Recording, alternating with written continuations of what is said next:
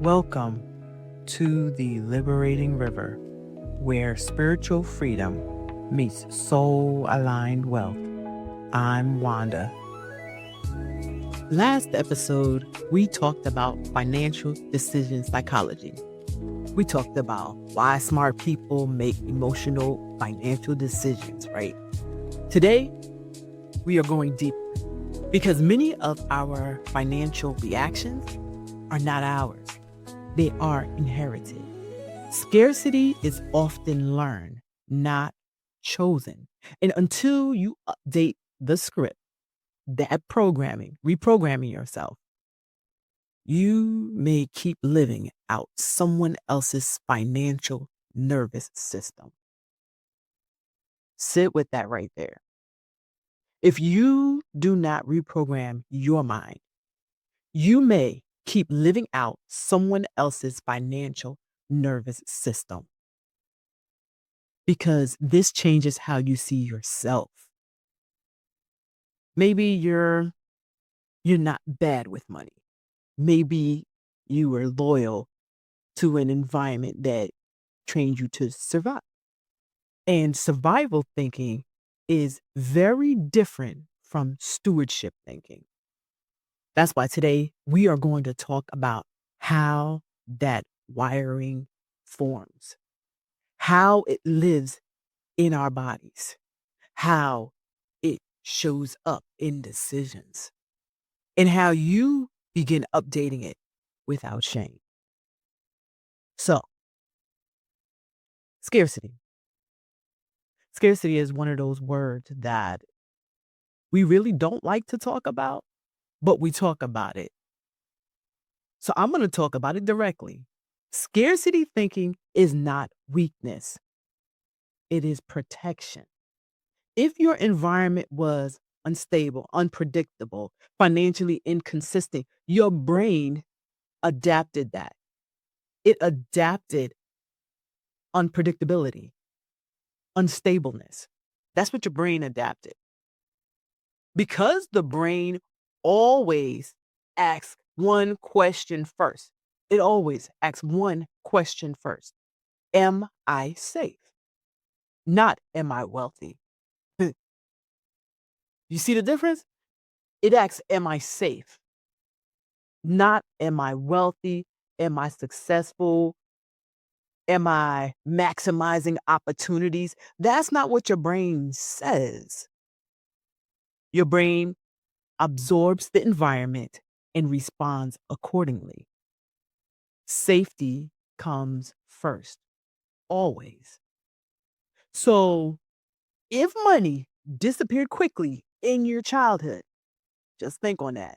If bills created tension, if financial conversations created anxiety, what did your brain learn?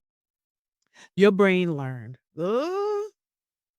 hold tight, don't risk, don't trust, stay small, don't draw attention, don't expect more. That's what your brain learned.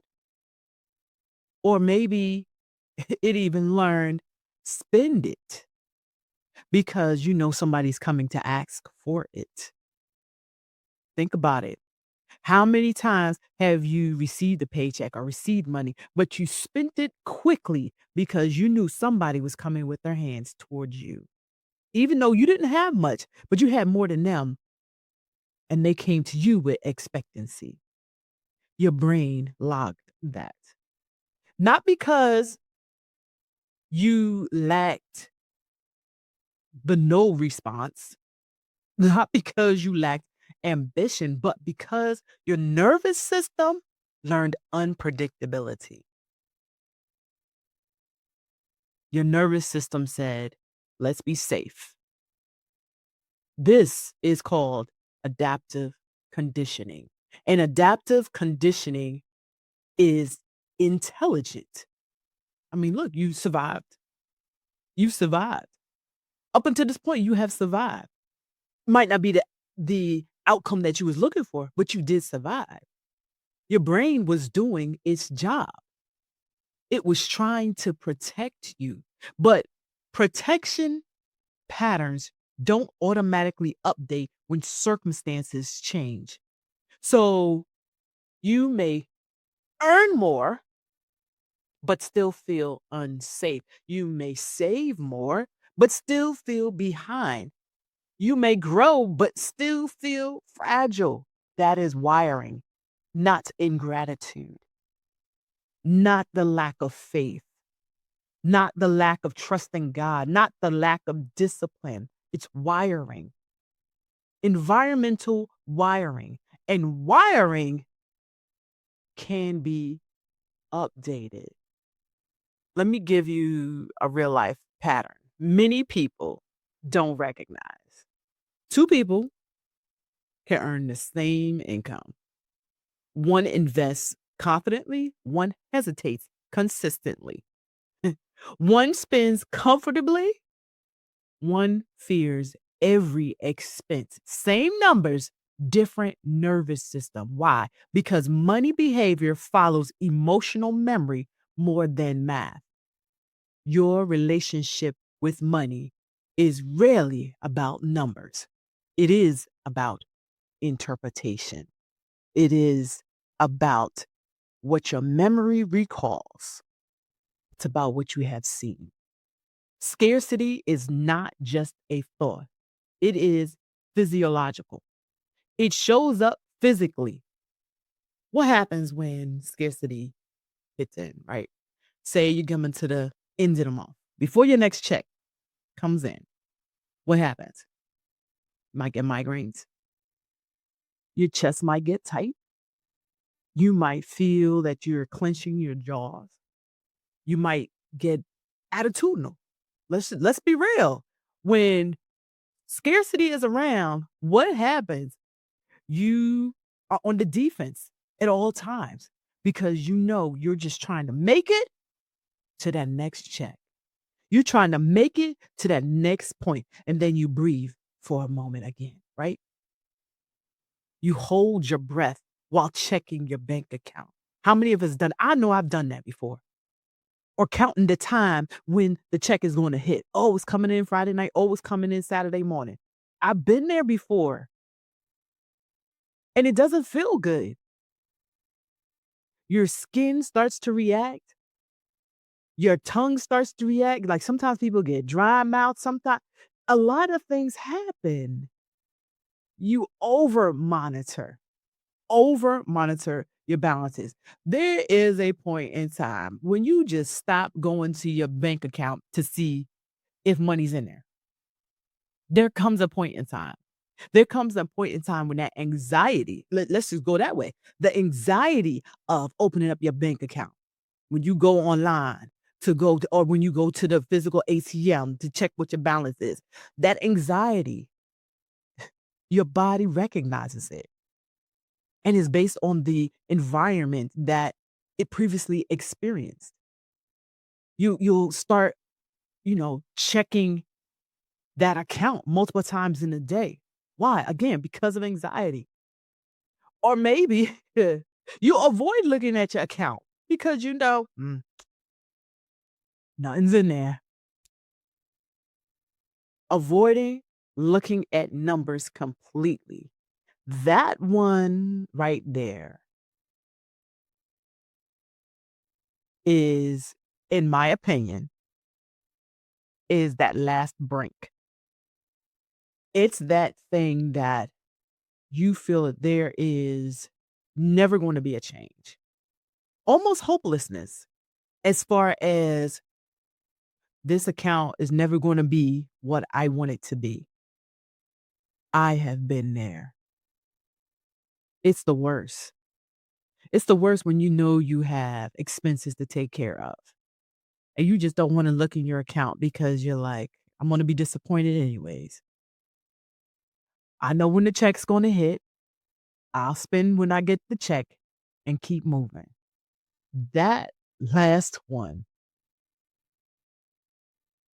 is definitely something that emotionally taxes you, but it's up to you.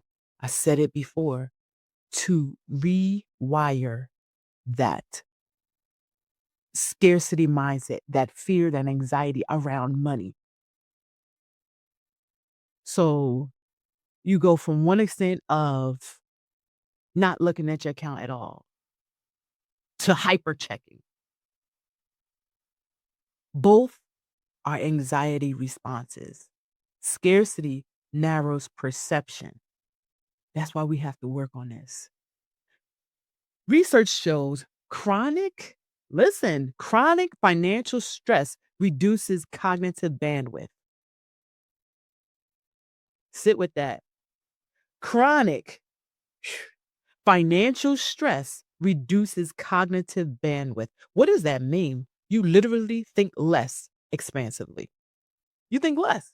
Not because of intelligence, but because of the stress load.